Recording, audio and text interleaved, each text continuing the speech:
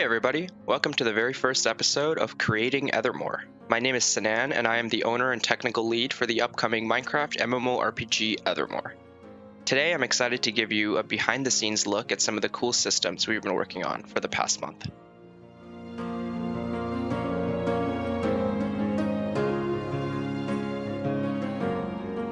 But first, let me tell you a bit more about our project. Ethermore is an entirely custom-built Minecraft server that takes place in a mystical world full of adventure and exploration.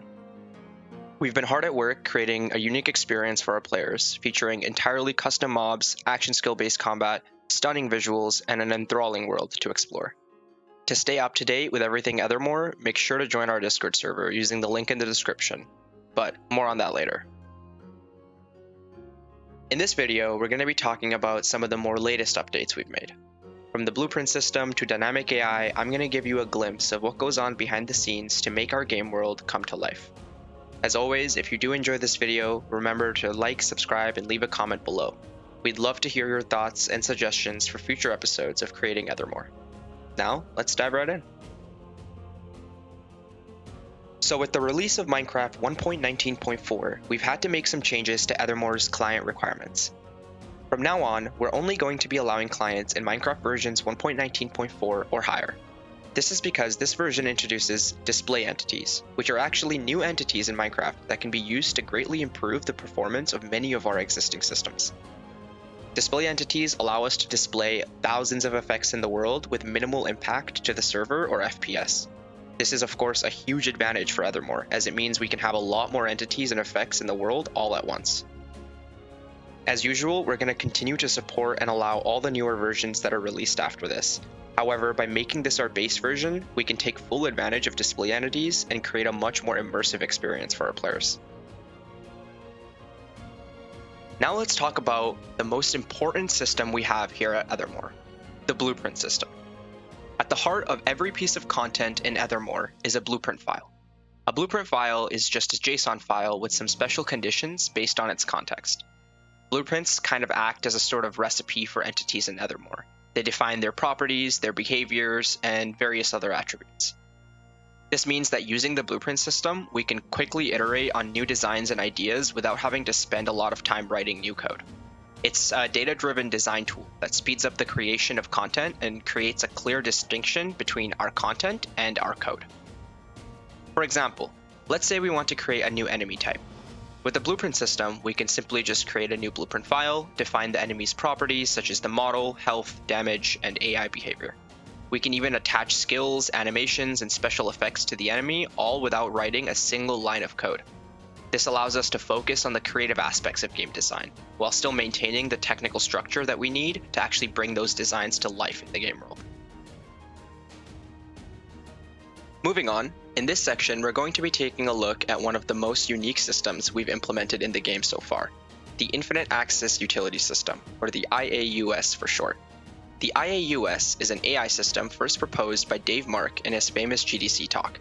It's used in many popular games like Guild Wars 2 to power the decision-making behind creatures in the world. In Ethermore, the IAUS is the backbone of all creature behavior. It's a system that allows us to create complex behaviors for our mobs, making them a lot more dynamic and interesting to interact with in the world.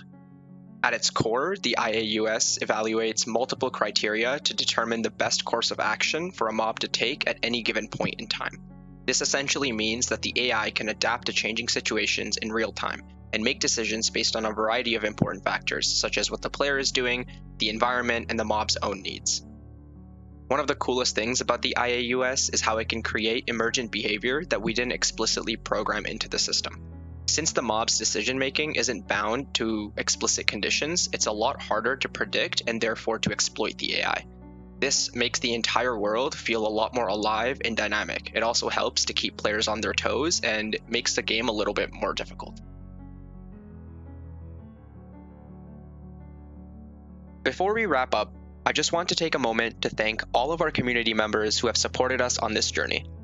We're thrilled to announce that our Discord server has reached nearly 300 members.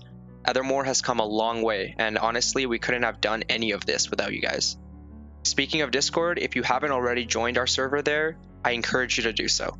It's absolutely the best way to stay up to date on all the development updates, to vote on any proposed features, and to generally just engage with Ethermore. We've also recently launched a Patreon page. As a Patreon, you'll have the opportunity to directly contribute to the game's growth and development, which means you'll have a say in exactly what features we prioritize, what content we add, and the direction the game takes. Patreons will also have access to exclusive playtests, where you can get a sneak peek at new content before anyone else. You'll be among the first people to explore new features and offer feedback, which will help us greatly improve the game and make it more enjoyable for everyone. Developing a game like Ethermore takes a lot of time, effort, and money, and every little bit goes a long way in helping us create the game we've envisioned. By becoming a Patreon, you'll be an essential part of our community, helping to shape the game and make it the best that it can be. So if you're interested in supporting our efforts, please head over to our Patreon page and consider donating. We would be incredibly grateful for your support. And that's it for this episode of Creating Ethermore. We hope you enjoyed this glimpse into our development process and got some more insight into what we've been working on. If you did enjoy the video, be sure to like, subscribe, and comment below about what you want to see next in the world of Ethermore. As always, thank you so much for watching, and we'll see you in the next one.